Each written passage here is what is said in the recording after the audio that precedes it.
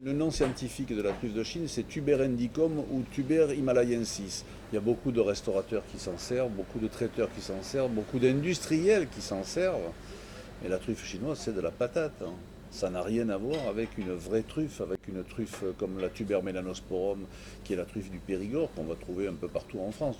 Mais c'est sûr que si vous mélangez 1 kilo de truffe de Chine avec une truffe melanosporum, elles vont toutes prendre le parfum de la mélanosporum. C'est ça la réalité. C'est pour cette raison qu'ils s'en servent.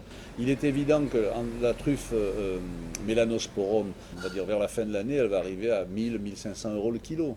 Et l'autre, la truffe de Chine, est à 30 euros le kilo. C'est sûr qu'il n'y a pas photo. Mais c'est dommage. C'est dommage de flouer la clientèle. C'est dommage. Je trouve pas ça honnête.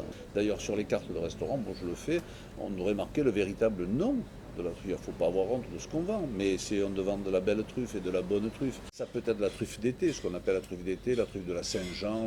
Son vrai nom, c'est Tuber estivum, truffe d'été. Après, vous avez une truffe qui vient un peu plus tard dans la saison et qui ressemble étrangement à la truffe, à la Tuber estivum, qui s'appelle la Tuber uncinatum, ou truffe de Bourgogne, par exemple. À l'automne, vous allez trouver la truffe blanche d'Alba. Son nom scientifique est en latin, c'est Tuber magnatum pico. Et vous en avez encore d'autres qui vont arriver dans le courant de l'hiver, qui s'appellent la Tuber mesentericum, la truffe mésentérique, qui sont des truffes qu'on appelle la truffe de Meuse, la truffe de Moselle, qu'on trouve dans l'est de la France, qui sont très très fortes en phénol.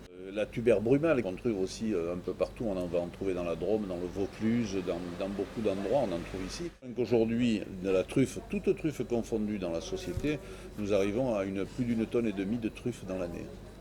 Donc la pizza à la truffe, Tuber estivum bien évidemment, c'est ce que je vous expliquais tout à l'heure. Actuellement, nous avons de la Tuber estivum, donc c'est très simple, on fait ça avec.